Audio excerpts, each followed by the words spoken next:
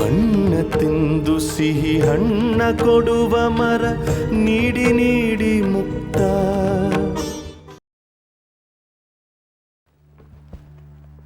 ಏನ್ರಿ ಇದು? ಸರ್, ಇದು ನಿಮ್ಮ ಫ್ರೆಂಡ್ ಹರ್ಷವರ್ಧನ್ ಜೊತೆ ದೇವಸಾಗರದಲ್ಲಿ ಥರ್ಮಲ್ ಪ್ರಾಜೆಕ್ಟ್ ಮಾಡ್ಕೊಂಡಿದ್ರಲ್ಲ ಸರ್, 2 ವರ್ಷಗಳ ಹಿಂದೆ. ಅಲ್ಲಿ ರೈತರ ಜಮೀನು ತೊಗೊಂಡಿದ್ವಲ್ಲ ಸರ್, ಅದರದ್ದು ಪೂರ್ತಿ ಇನ್ನೂ ಕಾಂಪನ್ಸೇಷನ್ ಕೊಟ್ಟಿಲ್ಲ ಸರ್. ರೈತರ ಪರವಾಗಿ ಪಾರ್ಟಿ ಪ್ರೆಸಿಡೆಂಟ್ ಆನಂದ್ ರಾಜ್ ಅವರು ತಮಗೆ ಈ ಲೆಟರ್ ಕಳಿಸಿದ್ದಾರೆ ಸರ್. ಅದನ್ನು ತಕ್ಷಣ ಸೆಟ್ಲ್ ಮಾಡಿ ರೈತರಿಗೆ ದುಡ್ಡು ಕೊಡಿಸಿ ಅಂತ ಹೇಳ್ತಾ ಇದ್ದಾರೆ ಸರ್. ಅವನ ಮನೆ ಜವಾನ ನೋಡು, ನಾನು ಅವ್ನು ಹೇಳಿದ ತಕ್ಷಣ ಸೆಟ್ಲ್ ಮಾಡೋದಕ್ಕೆ ಸೂಟೇಬಲ್ ಆ್ಯಕ್ಷನ್ ತೊಗೊಳ್ಳಿ ಅಂತ ಬರೆದು ಅಲ್ಲಿನ ತಹಸೀಲ್ದಾರಿಗೆ ಕಳಿಸಿ. ಸರ್, ತಹಸೀಲ್ದಾರಿಗೆ ಪವರ್ ಇಲ್ಲ ಸರ್ ಆ ದುಡ್ಡು ಕೊಡೋಕ್ಕೆ. ಹರ್ಷವರ್ಧನ್ ಅವ್ರ ಕಂಪ್ನಿ ಕೊಡಬೇಕಾಗುತ್ತೆ ಸರ್. ನನಗೆ ಗೊತ್ತು ರೀ ಆ ವಿಷಯ. ಸುಮ್ಮನೆ ಬರೆದು ಕಳಿಸ್ರಿ, ಅಲ್ಲಿಂದ ವಾಪಸ್ ಬರೋದಕ್ಕೆ 6 ತಿಂಗಳಾಗುತ್ತೆ. Harshavardhan company financial position tight ಅಂತ ಹೇಳ್ತಾ ಇದ್ರು. ಇನ್ನೇನು, ಯಾರ್ದಿದು? ಸರ್, ಇದು ಮುನಿಯಪ್ಪ ಸಾಹೇಬ್ರ friend Patel and Patel company sir. ಅವರು ಮೈನಿಂಗಿಗೆ ಕೇಳ್ತಾ ಇದ್ದಾರೆ ಸರ್, ಪೂರ್ತಿ 136 ಎಕರೆ. ಅದನ್ನು ಮಹಿಳಾ ಕೋಆಪರೇಟಿವ್ ಬ್ಯಾಂಕಿಗೆ ಕೊಟ್ಟಿದ್ದೀವಿ, ಮೈನಿಗೆ ಕೊಡೋಕ್ಕಾಗಲ್ಲ ಅಂತ social welfare minister Raja Sundaresh ಅವರು ಅಬ್ಜೆಕ್ಷನ್ ಹಾಕಿದ್ದಾರೆ ಸರ್. ರಾಜಾ ಸುಂದರೇಶ್ ಅವ್ರಿಗೆ ನಾನು ಹೇಳ್ತೀನಿ, ನೀವು ಅಬ್ಜೆಕ್ಷನ್ನ ಓವರ್ ರೂಲ್ ಮಾಡಿ ಮೈನಿಂಗಿಗೆ ಜಿಒ ಇಶ್ಯೂ ಮಾಡಿ. ಆ ಹೆಂಗಸರಿಗೆ ಬೇರೆ ಕಡೆ ಜಾಗ ಕೊಡ್ತೀವಿ ಅಂತ ಬರೀರಿ. ಸರ್, ಎಲ್ಲಿ ಕೊಡೋದು ಸರ್ ಬೇರೆ ಕಡೆ? ರೀ, ಸುಮ್ಮನೆ ಬರೀರಿ. ಬರೆದಾಕ್ಷಣಕ್ಕೆ ಕೊಡಬೇಕು ಅಂತ ಏನಿಲ್ವಲ್ಲ. ಈಗ ಹೊರಡಿ, ಒಳಗಡೆ ಯಾರನ್ನೂ ಬಿಡಬೇಡಿ. ನಾನು ಇವ್ರ ಹತ್ರ ಸ್ವಲ್ಪ ಮಾತಾಡಬೇಕು.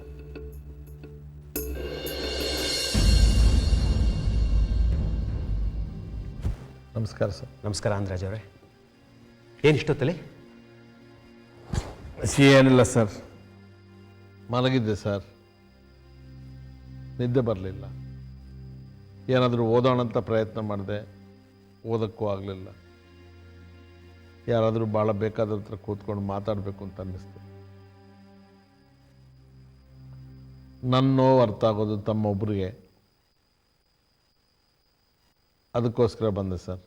ಕ್ಷಮಿಸಿ, ತಮಗೇನಾದರೂ ತೊಂದರೆ ಆಗಿದ್ದರೆ. ಛೇಚೆ, ತೊಂದರೆ ಏನೂ ಇಲ್ಲ.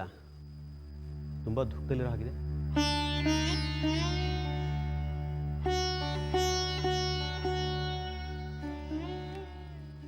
ಮಧ್ಯಾಹ್ನ ಮುಖ್ಯಮಂತ್ರಿಗಳ ಅಂತ್ಯ ಸಂಸ್ಕಾರ ಸಮಯದಲ್ಲೂ ನೋಡಿದೆ. ಪಾಪ ಯಾರ ಜೊತೆನೂ ಮಾತಾಡ್ದೇನೆ ಒಬ್ಬರೇ ರೂಮಲ್ಲಿ ನಿಂತಿದ್ರಿ. ನಿಮ್ಮ ಕಣ್ಣಲ್ಲಿ ನೀರು. ಪಾಪ ಈ ನಡುವೆ ಮುಖ್ಯಮಂತ್ರಿಗಳಿಗೆ ನೀವು ತುಂಬ ಆಪ್ತರಾಗಿದ್ರಿ. ಬೇಸರ ಮಾಡ್ಕೋಬೇಡಿ, ಎಕ್ಸ್ಪೆಕ್ಟೆಡ್ ಅಲ್ವಾ ಇದು? ಎಷ್ಟೇ ಎಕ್ಸ್ಪೆಕ್ಟೆಡ್ ಆದರೂ ತೀರಾ ಹತ್ತಿರದವ್ರು ಸಾವಾದಾಗ ಅಲ್ಲಾಡಿಸ್ಬಿಡುತ್ತೆ. ನಿಜ ಹೇಳಬೇಕಂದ್ರೆ ನಮ್ಮ ತಾಯಿ ಸತ್ತಾಗಲೂ ನನಗಿಷ್ಟು ಬೇಸರ ಆಗುತ್ತೆ. ಆಕೆಗೆ ವಯಸ್ಸಾಗಿತ್ತು ಸರ್, 92 ವಯಸ್ಸಾಗಿತ್ತು. ಆದರೆ ಮಾನ್ಯ ಮುಖ್ಯಮಂತ್ರಿಗಳಿಗೆ ಜಸ್ಟ್ 52. ನನಗಿಂತ ಎಷ್ಟೋ ವರ್ಷ ಚಿಕ್ಕ. ಸಮಾಧಾನ ಮಾಡ್ಕೊಳ್ಳಿ. ಆ ಮನುಷ್ಯ ನನಗೆ ದ್ರೋಹ ಮಾಡಿ ನನ್ನನ್ನು ಅಧಿಕಾರದಿಂದ ಇಳಿಸಿ ಅವರು ಮುಖ್ಯಮಂತ್ರಿ ಆಗಿದ್ದರು. ಆ ಮನುಷ್ಯನ ಹೆಸರು ಕೇಳಿದ್ರೆ ಆಗ್ತಿರಲಿಲ್ಲ ನನಗೆ. ಅಂಥ ಮನುಷ್ಯನಲ್ಲಿ ಎಂಥ ಪರಿವರ್ತನೆ ಅಂದರೆ, ಅವ್ರು ಸತ್ತಾಗಿಂದ ನನ್ನ ಮನಸ್ಸಿಗೆ ಒಂಥರ ಮಂಕು ಹಿಡಿದುಬಿಟ್ಟಿದೆ. ಏನೋ ಕಳ್ಕೊಂಡಂಥ ಭಾವನೆ. ನನಗೆ ಹೀಗಾಗಿರ್ಬೇಕಾದ್ರೆ ನಿಮಗೆ ಹೇಗಾಗಿರ್ಬೇಡ. ಕಳೆದ 6 ತಿಂಗಳಿಂದ ನೀವು ಅವರು ತುಂಬ ಆಪ್ತರಾಗ್ಬಿಟ್ಟಿದ್ರಿ. ಹೌದು ಸರ್. ನೋಡಿ ಸರ್, ಎಂಥ ವಿಚಿತ್ರ ನೋಡಿ. ಕೇವಲ 6 ತಿಂಗಳಲ್ಲಿ ಎಷ್ಟು ಆತ್ಮೀಯರಾಗ್ಬಿಟ್ಟಿದ್ರು ಅಂದರೆ, ಯಾವ ವಿಷಯದಲ್ಲೂ ನಮ್ಮನ್ನು ವಿಶ್ವಾಸಕ್ಕೆ ತಗೊಳ್ತಾ ಇದ್ರು. ಎಷ್ಟೊಂದು ಪ್ರೀತಿ, ಗೌರವ. ನನಗಂತೂ ನಾನು ಒಂದು ಭಾಗನೇ ಸತ್ತು ಹೋದಂತಾಗಿದೆ. ತಮಗೆ ಗೊತ್ತಿದೆ, ಅತ್ಯಂತ ಉಗ್ರವಾದ ಭಾಷೆಯಲ್ಲಿ ಅವರನ್ನು ಈ ವಿಧಾನಸಭೆಯಲ್ಲಿ ಟೀಕೆ ಮಾಡ್ತಾ ಇದ್ದವರು ತಾವು ಮತ್ತು ನಾನು. ಬದುಕಿನ ವಿಪರ್ಯಾಸ ನೋಡಿ. ಕಡೆಗೆ ಅವ್ರು ಸಾಯೋ ಹೊತ್ತಿಗೆ ಅವ್ರಿಗೆ ಹತ್ತಿರ ತಾವು ಮತ್ತು ನಾನು ಯಾಕೋ ಎಲ್ಲ ಖಾಲಿ ಖಾಲಿ ಅನ್ನಿಸ್ತಾ ಇದೆ ಸರ್. ಇದು ಇವತ್ತೆಲ್ಲ ನಾಳೆ ಆಗಬೇಕಾಗಿದ್ದಿದೆ ಅಲ್ವಾ ಆನಂದರಾಜ್ ಅವರೇ? ಸಮಾಧಾನ ಮಾಡ್ಕೊಳ್ಳಿ. ಅವ್ರ ಮನೆಯವ್ರಿಗೂ ತುಂಬ ನೋವಾಗಿರುತ್ತೆ. ಅಯ್ಯೋ, ಯಾರಿದ್ದಾರೆ ಸರ್ ಮನೆಯವರು ಅಂತ ಹೇಳೋಕ್ಕೆ? ಹೆಂಡತಿ ತೀರ್ಕೊಂಡು ಸುಮಾರು ವರ್ಷನೇ, ಆ ಉಳಿದಿರೋದು ಒಂದು ಹೆಣ್ಮಗಳು, ಆಕೆ ಮೆಂಟಲಿ ರಿಟಾರ್ಡ್. ಇನ್ನೂ ತನ್ನ ತಂದೆ ಸತ್ತು ಹೋಗಿದ್ದಾರೆ ಅನ್ನೋದೇ ಆಕೆ ಗೊತ್ತಾಗಿಲ್ಲ ಸರ್. ಈ ಅಂತ್ಯಕ್ರಿಯೆಗಳೆಲ್ಲ ಮಾಡೋದಕ್ಕೆ ಅವನ ಭಾವಮೈದ ಒಬ್ಬ ಇದ್ದ, ಕೃಷ್ಣಾನಂದ ನಾಯ್ಕ ಸರ್. ಎಂಥ ನೀಚ ಅಂತೀರಿ ಅವನು. ಅಲ್ಲಿ ಅವ್ರ ಭಾವನ ಹೆಣ ಇನ್ನೂ ಪೂರ್ಣ ಸುಟ್ಟು ಬೂದಿನೇ ಆಗಿಲ್ಲ, ಆವಾಗಲೇ ಬಂದುಬಿಡಿದೆ ಅವ್ರ ಭಾವನ ಜಾಗಕ್ಕೆ ನನಗೆ MLA ಸೀಟ್ ಕೊಡಿ ಅಂತ ಉಗಿದು ಆಚೆ ಕಳಿಸ್ತೆ. ಗೆಟ್ ಔಟ್ ಅಂತ ಹೇಳಿ. ಎಂಥ ಜನ ಸರ್. Very sad.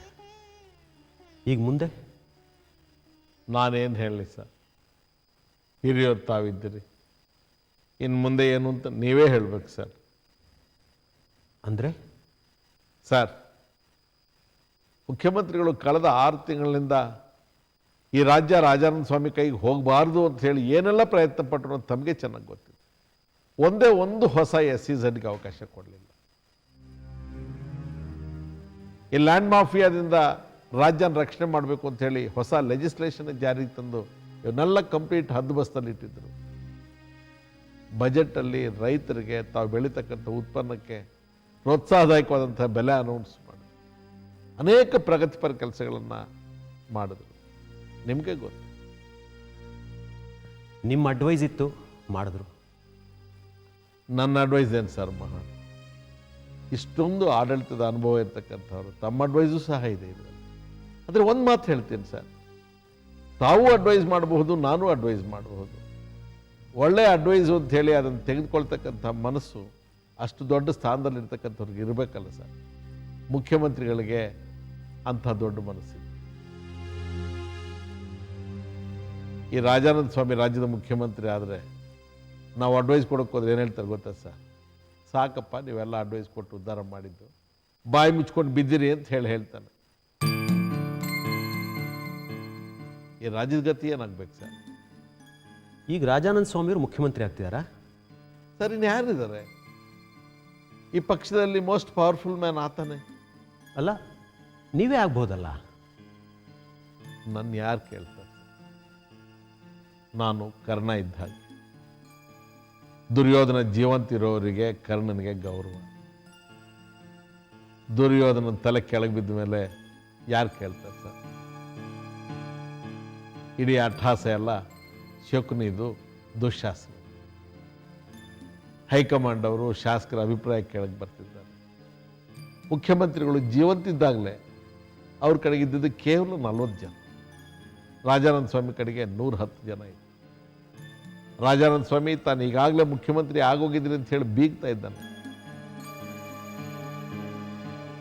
ಎಷ್ಟು ದುರ್ದೈವ ಅಂದರೆ ತಮ್ಗೆ ಹೇಳ್ತೇನೆ, ಮುಖ್ಯಮಂತ್ರಿಗಳು ಸತ್ತೋಗಿರ್ತಕ್ಕಂಥ ವಿಚಾರವನ್ನು ಗುಟ್ಟಾಗಿಟ್ಕೊಂಡು ಸಂತೋಷವಾಗಿ ಸೆಲೆಬ್ರೇಷನ್ ಮಾಡ್ತಾ ಇದ್ದಾರೆ ಸರ್.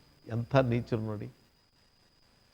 ಆ ರಂಜನ್ ಲಾಲ್ ಮಿಶ್ರಾ ರಿಸಾರ್ಟ್ಸಲ್ಲಿ ಈ ಸೆಲೆಬ್ರೇಷನ್ಸ್ ಮಾಡ್ತಾಯಿದ್ರು.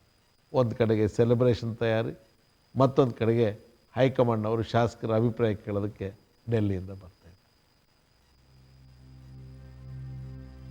ಮನುಷ್ಯತ್ವ ಅನ್ನೋದೇ ಹೊರಟೋಗ್ತಾ ಇದೆ ಅಲ್ವಾ ಆನಂದರಾಜ್ ಅವರೇ? ಗೊತ್ತಿದೆಯಲ್ಲ ಸರ್. ಈಗ ಮುಂದೆ ಏನು ಮಾಡಬೇಕು ಅಂತ ತಾವೇ ಹೇಳಿ. ಬಂದಿದ್ದನ್ನು ಎದುರಿಸ್ಬೇಕು ಅಷ್ಟೇ ಅಲ್ವಾ? ಸರ್, ಈ ವೇದಾಂತ ನನಗೂ ಗೊತ್ತು. ನಾವು ಈ ವೇದಾಂತದಿಂದ ಹೊರಗಲ್ವಾ? ಯೋಚನೆ ಮಾಡಬೇಕು ನಾವೀಗ. ಏನು ಮಾಡಬೇಕು ಅಂತ ನೀವು ಹೇಳ್ತಾ ಇರೋದು? ಸರ್, ದುರ್ಯೋಧನನ ಅನಂತರ ಧರ್ಮರಾಯನಿಗೆ ಪಟ್ಟಾಭಿಷೇಕ ಆಗಬೇಕು ಅಂತ ನನ್ನ ಅಭಿಪ್ರಾಯ. ತಮ್ಮೊಟ್ಟಿಗೆ ಹೇಗಿದ್ರು 97 ಜನ ಶಾಸಕರಿದ್ದಾರೆ, ನಮ್ಮೊಟ್ಟಿಗೆ 41 ಜನ ಶಾಸಕರಿದ್ದಾರೆ. ನಾನು ಮತ್ತು ತಾವು ಇಬ್ಬರು ಸೇರಿಕೊಂಡ್ರೆ ರಾಜಾನಂದ ಸ್ವಾಮಿನ ಸುಲಭದಲ್ಲಿ ನಾವು ಸೋಲಿಸಬಹುದು.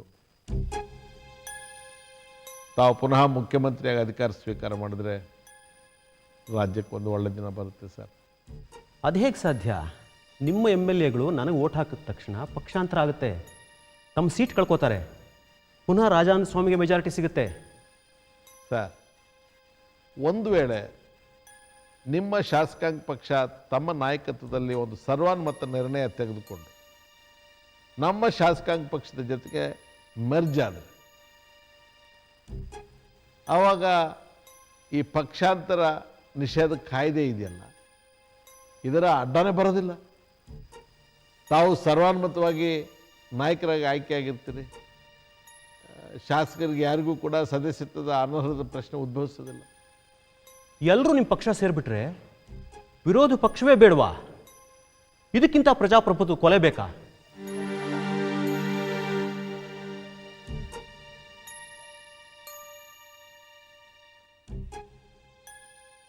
ನನ್ನ ಜನಕ್ಕೆ ನಾನು ಮೋಸ ಮಾಡೋಕ್ಕಾಗುತ್ತಾ ಅಂದ್ರಾಜ್ ಅವರೇ? ನಮ್ಮನ್ನ ಚುನಾವಣೆಯಲ್ಲಿ ಜನ ಗೆಲ್ಲಿಸಿರೋದು ನಮ್ಮ ಪಕ್ಷದ ಚಿಹ್ನೆ ಕೆಳಗಡೆ. ಅವ್ರನ್ನ ಓಟ್ ಕೊಟ್ಟಿರೋದು ನಮ್ಮನ್ನು ವಿಶ್ವಾಸ ಇಟ್ಟು, ನಮ್ಮ ಪಕ್ಷದ ಮೇಲೆ ವಿಶ್ವಾಸ ಇಟ್ಟು ಓಟ್ ಕೊಟ್ಟರು. ಈಗ ನನ್ನನ್ನು ಮುಖ್ಯಮಂತ್ರಿ ಮಾಡ್ತೀರಿ ನೀವು ಅಂತ ಹೇಳಿ ನಮ್ಮ ಪಕ್ಷಕ್ಕೆ ದ್ರೋಹ ಮಾಡಿ, ನಮ್ಮ ಜನಕ್ಕೆ ಮೋಸ ಮಾಡಿ ನಿಮ್ಮ ಪಕ್ಷಕ್ಕೆ ನಾನು ಬಂದರೆ ಎಂಥ ಹೀನ ಕೆಲಸ ಅಲ್ವಾ ಅದು?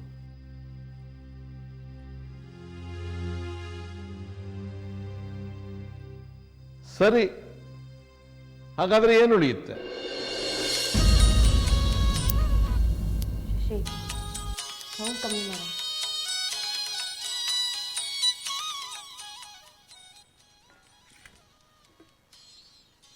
ಚಂದ್ರಕಾಂತ, ಊಟಕ್ಕೆ ಬಾರೋ. ಕಲ್ಯಾಣಿ, ಹೂ ಕಟ್ಟಿದ್ ಸಾಕು, ಬಾ ನೀನು ಊಟಕ್ಕೆ. ಆಯ್ತು, ಬಂದೆ.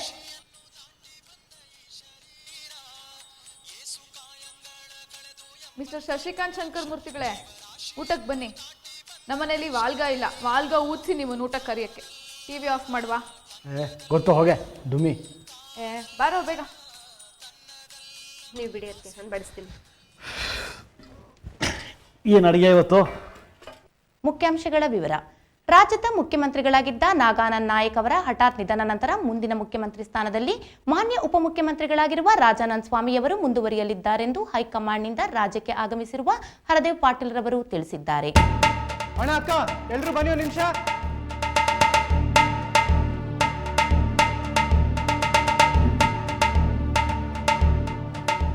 ಲಾಸ್ಟ್ ನ್ಯೂಸ್ ನೋಡಿ. ರಾಜಾನಂದ ಸ್ವಾಮಿಯವರನ್ನು 127 ಜನ ಶಾಸಕರು ಬೆಂಬಲಿಸಿದ್ದಾರೆ. ಮಂತ್ರಿಮಂಡಲ ವಿಸ್ತರಣೆಗೆ ಸಂಬಂಧಿಸಿದ ಪ್ರಶ್ನೆಗೆ ಉತ್ತರ ನೀಡಲು ರಾಜಾನಂದ ಸ್ವಾಮಿಯವರು ನಿರಾಕರಿಸಿದರು.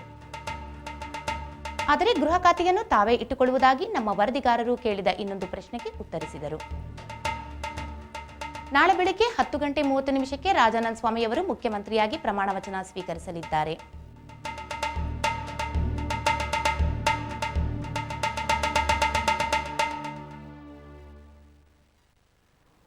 ಶುರುವಾಯ್ತು ಕಷ್ಟಕಾಲ. ಇನ್ನು ಯಾಕೋ ಶಶಿ? ರಾಜಾನಂದ ಸ್ವಾಮಿಗಳು ಮುಖ್ಯಮಂತ್ರಿಗಳಾಗಿದ್ದಾರಲ್ಲ, ಅದಕ್ಕೆ.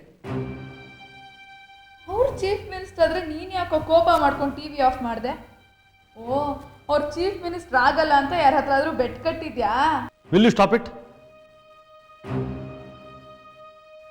ಇದು ತಮಾಷೆ ವಿಷಯ ಅಲ್ಲ ಶಮಿ.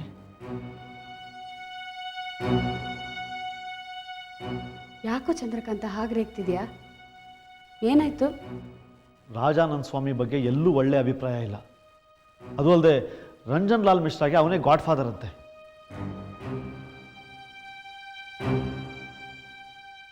ಅವನೇನಾದರೂ ಚೀಫ್ ಮಿನಿಸ್ಟರ್ ಆದರೆ ಏನಾಗುತ್ತೆ ಹೇಳು? ಶಶಿ ಅವನ ವಿರುದ್ಧ ಪ್ರತಿಭಟನೆ ಮಾಡಿದ್ದಾನೆ, ಅವನು ಬಿಡ್ತಾನ ಸುಮ್ಮನೆ?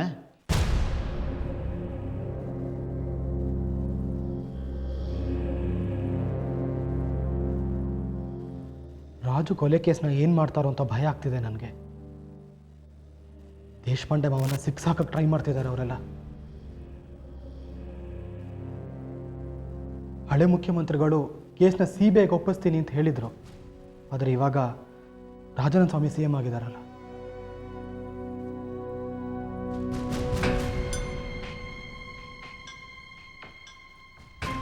ಅವ್ರೇನಾದ್ರು CBIಗೆ ಒಪ್ಪಿಸ್ತಾ ಇದ್ರೆ? ಶಶಿ, ನಿಜ ಹೇಳೋ, ಅವತ್ತೇನು ನಡೀತು ಅಂತ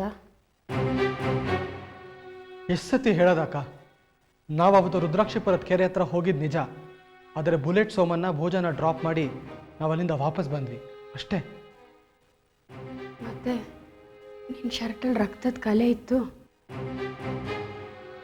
ಹೇಳಿದ್ನಲ್ಲ ಅಕ್ಕ, ಅವತ್ತು ಟೈರ್ ಪಂಕ್ಚರ್ ಆಗಿತ್ತು. ಆ ಭೋಜ ಸ್ಟೆಪ್ನಿ ರಿಪ್ಲೇಸ್ ಮಾಡ್ತಿರ್ಬೇಕಾದ್ರೆ ಅವನ ಕೈ ಗಾಯ ಆಗಿತ್ತು, ಆ ರಕ್ತ ತಾಗಿರ್ಬೋದು ಅಂತ.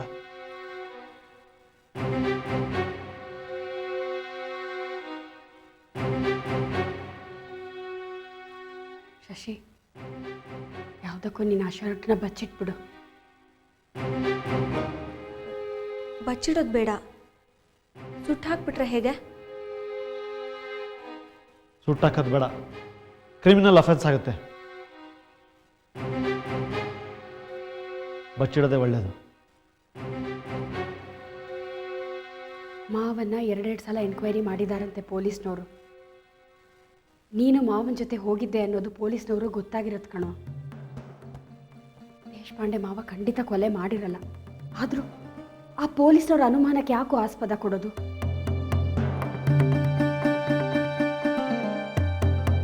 ನೀನು ಯಾವುದಕ್ಕೂ ಆ ಶರ್ಟ್ನ ಬಚ್ಚಿಟ್ಬಿಡು. ಸರಿ ಅಕ್ಕ, ನಾನು ಶರ್ಟ್ ಬಚ್ಚಿಡ್ತೀನಿ.